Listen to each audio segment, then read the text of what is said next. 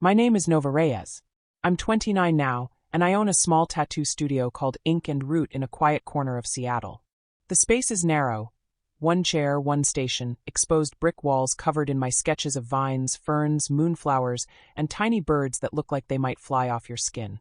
There's a skylight that lets in gray Pacific Northwest light, a record player that spins old jazz when I'm working late, and a fern plant that somehow survived every winter. Clients book months out. I turn down more than I take.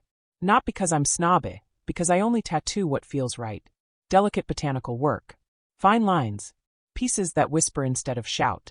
9 years ago I was 20, standing in the financial aid office at community college with a zero balance notice on my screen.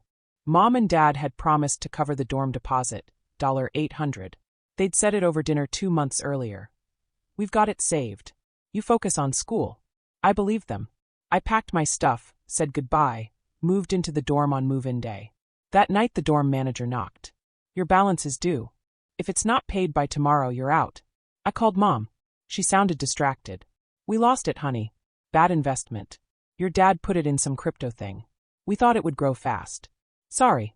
No apology tone. Just casual. Like she'd forgotten milk at the store.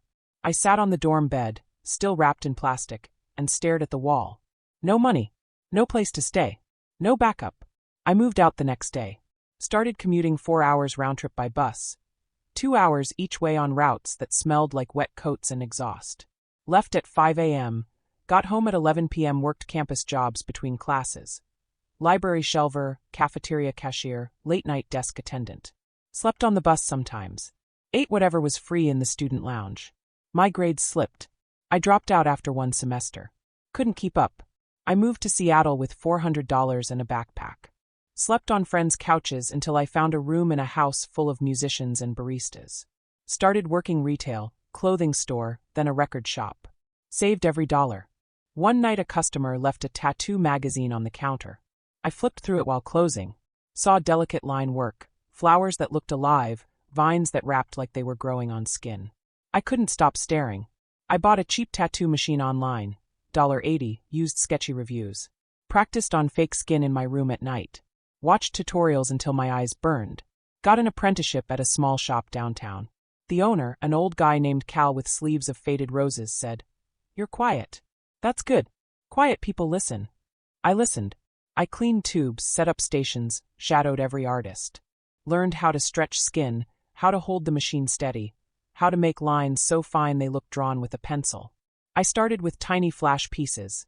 Little ferns behind ears, single moonflowers on wrists. Clients were mostly queer kids, trans folks, people who wanted something small and secret.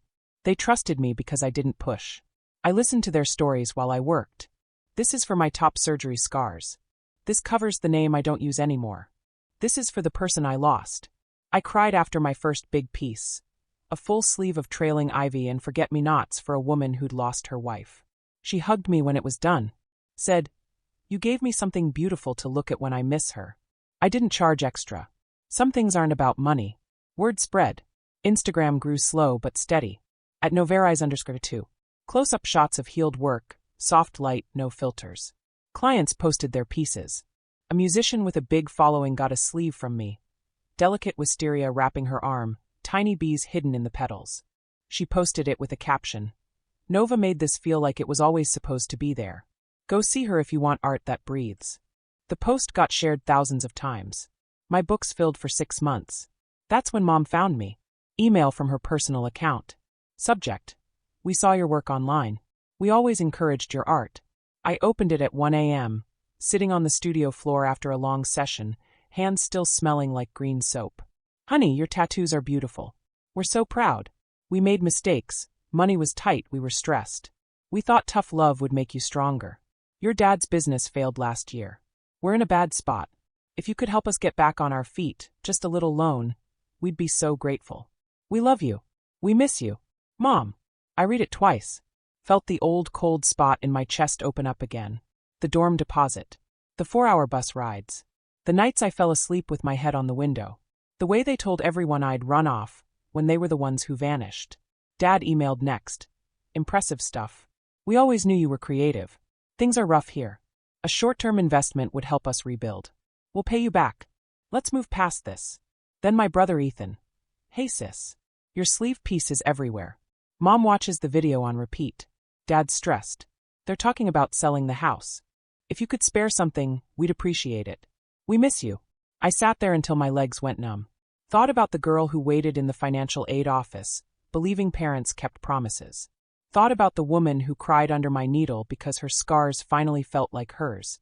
Thought about Mara, who brings me coffee at 3 a.m. when I'm finishing a piece, who never once asked me to be different. I opened a reply. One line. I paid my own way through everything. You don't get to claim my success now. Sent. Blocked.